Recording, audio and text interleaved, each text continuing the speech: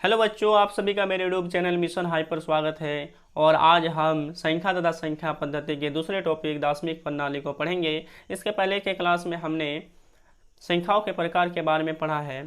ठीक है, तो चलिए शुरू करते हैं। दार्शनिक प्रणाली यानी कि डेसिमल सिस्टम। देखिए, संख्याओं को लिखने के लिए बहुत सारी प्रणाली हमारे पास उपलब्ध है, लेकिन ये जो दशमिक प्रणाली है ये सबसे ज़्यादा प्रचलित है। इसमें संख्याओं को लिखने के लिए हम लोग 10 अंक 0, 1, 2, 3, 4, 5, 6, 7, 8 तथा 9 का प्रयोग करते हैं। ठीक है, इन संख्याओं के प्रयोग से हम लोग जितने भी सारी संख्याएं लिखते हैं, पढ़ते हैं, तो ये सारी जो हमारी प्रणाली है इसे हम लोग दशमिक प्रणाली कहते हैं। अब हम लोग यहाँ पर अंकों के मान के बारे में पढ़ेंगे।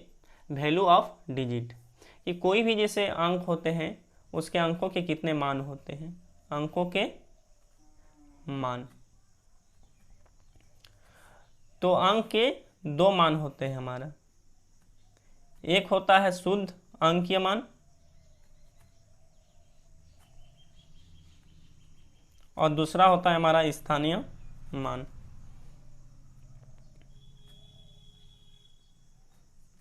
स्थानीय मान, जैसे कि यहाँ पर कोई हम लोग संख्या लिखते हैं 275। ठीक है, हमने यहाँ पर क्या लिख दिया, 275। तो इसमें हम लोग देखेंगे इसमें कौन कौन से अंक है। 275 में एक देखिए 2 है, 7 है, 5 है। तो ये अंक है, 2 अंक है, 7 अंक है, 5 अंक है। इसलिए 2 का अंकीय मान हमारा क्या होगा, 2 ही होगा। 7 हमारा अंक है तो 7 का अंकीय मान 7। 5 हमारा अंक है तो 5 का अंकीय मान हमारा क्या हो जाएगा, 5 ही हो जाएगा। लेकिन इसका स्थानीय मान हम लोग कैसे लिखेंगे, जैसे 5 हमारा इकाई के स्थान पर है तो इसका यदि हमें क्या लिखना है, स्थानीय मान, तो 5 गुना इकाई 5 हो जाएगा। 7 का यदि स्थानीय मान लिखना है तो 7 किस स्थान पर है, इकाई दहाई के स्थान पर, तो 7 इंटू दहाई, 7 का स्थान मान 70 हो जाएगा। इकाई दहाई सैकड़ा, 2 हमारा सैकड़ा के स्थान पर है तो 2 इंटू हम लोग क्या कर देंगे, सैकड़ा कर देंगे। तो इस प्रकार हम लोग स्थानीय मान निकालते हैं। तो अंकीय मान हमारा शुद्ध अंक होता है और स्थानीय मान क्या होता है, इसका स्थान का मान होता है। तो किसी भी संख्या का आप स्थानीय मान कैसे निकालेंगे, जैसे हम लोग कोई एक बड़ा संख्या ले लेते हैं, जिसे हमने यहाँ पर लिख लिया 1,25,378। ठीक है, इसमें आपको कहा जाएगा कि 5 का स्थानीय मान निकालिए। ठीक है ना, 1 का स्थानीय मान निकालिए। तो कैसे निकालिएगा, उसके लिए आपको क्या करना पड़ेगा, जैसे 1 हमारा क्या है, इकाई के स्थान पर है, 7 दहाई, 3 सैकड़ा, 5 हजार, 2 10,000 और 1 जो है हमारा 1,00,000 के स्थान पर है। तो जैसे 3 का हमें निकालने के लिए कहा जाएगा तो हम लोग क्या लिखेंगे, 3 किस स्थान पर, इकाई दहाई सैकड़ा, तो 3 इंटू सैकड़ा, तो क्या हो जाएगा 3,000। तो 3 का स्थानीय मान 3,000। जैसे हमें 2 का स्थानीय मान यदि लिखने के लिए कहा जाए तो क्या हो जाएगा, 2 इंटू किस स्थान पर, इकाई दहाई सैकड़ा, हजार, 10,000। तो यहाँ पर 10,000 से इसको इंटू कर देंगे तो ये हमारा क्या हो जाएगा, 20,000। तो इस प्रकार हम लोग स्थानीय मान निकालते हैं। ठीक है, तो इससे हम लोग क्या होता है, एक प्रश्न पूछा जाता है। तो चलिए वो प्रश्न हम लोग देखते हैं। जैसे कोई हमें एक संख्या दे देगा। ठीक है,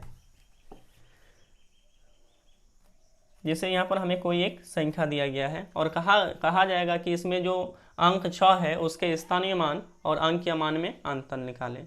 तो यहाँ पर 6 का स्थानीय मान हमारा क्या हो जाएगा, किस स्थान पर, इकाई दहाई सैकड़ा, हजार, तो 6 गुना हजार, 6,000 हो जाएगा 6 का स्थानीय मान। और 6 का अंकीय मान क्या होगा, 6 ही होगा।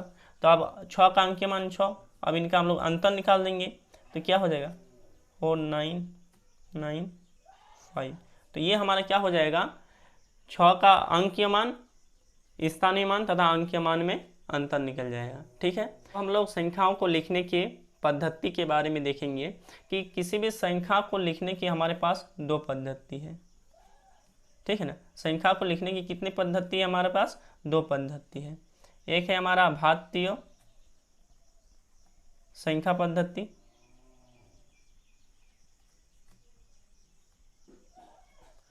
और दूसरा है हमारा अंतर्राष्ट्रीय संख्या पद्धति।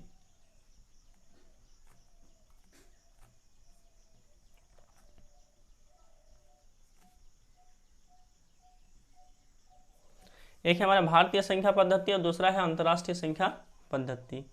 ठीक है, तो इन दोनों में क्या अंतर है, तो चलिए देखते हैं। देखिए भारतीय संख्या पद्धति में हमारा क्या होता है, इकाई होता है, दहाई होता है, सैकड़ा होता है,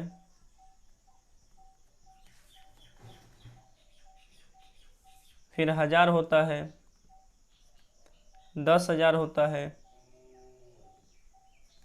लाख होता है, फिर 10 लाख होता है, फिर करोड़ होता है, फिर 10 करोड़ होता है। यही तक हम लोग पढ़ेंगे। ठीक है, तो हमारा जो भारतीय संख्या पद्धति है इसमें क्या होता है, इसमें इकाई होता है, दहाई होता है, सैकड़ा होता है, हजार होता है, 10,000 होता है, लाख होता है, 10 लाख होता है, करोड़ होता है, 10 करोड़ होता है। लेकिन हमारा जो अंतर्राष्ट्रीय संख्या पद्धति है इसमें हमारा क्या होता है, देखिए इसमें शुरू भी इकाई से होगा, इकाई, फिर दहाई, फिर सैकड़ा, ठीक है, 1000, 10,000, 100,000,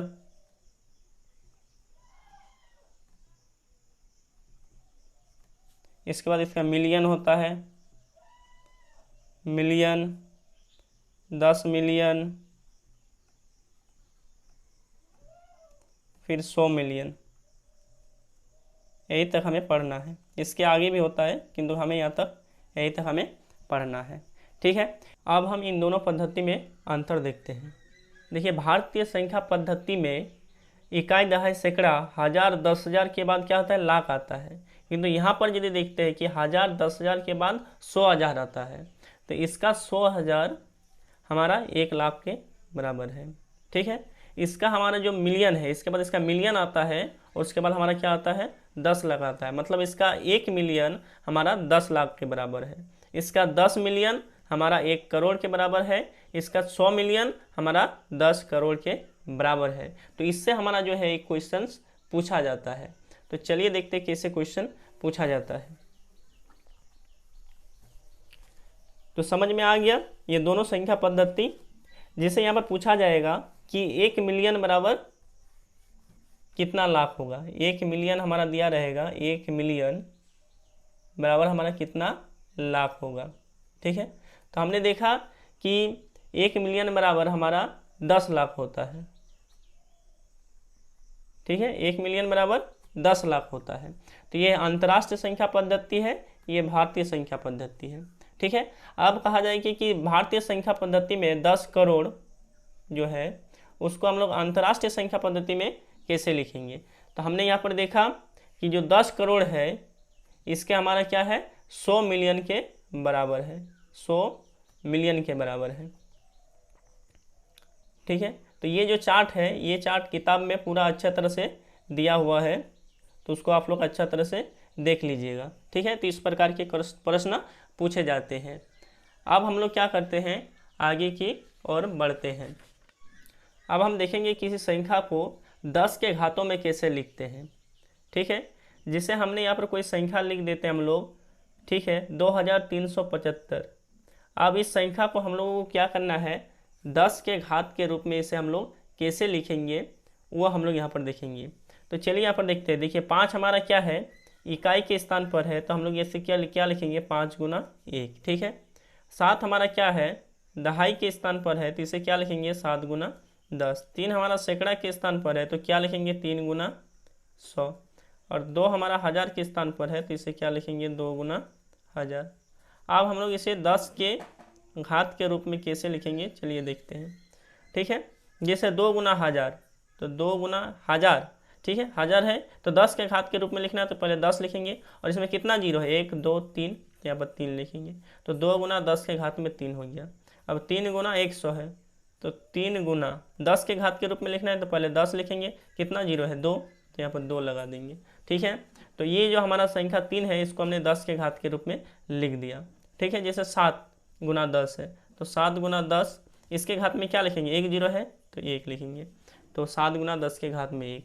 अब इसको क्या लिखेंगे, देखिए 5 गुना यहाँ पर 10 लिखेंगे, इसमें एक भी जीरो है, नहीं जीरो है, तो जहाँ पर एक रहता है वहाँ पर 10 के घात में जीरो हो जाता है। तो इस प्रकार हमने इस संख्या को 10 के घात के रूप में लिख दिया।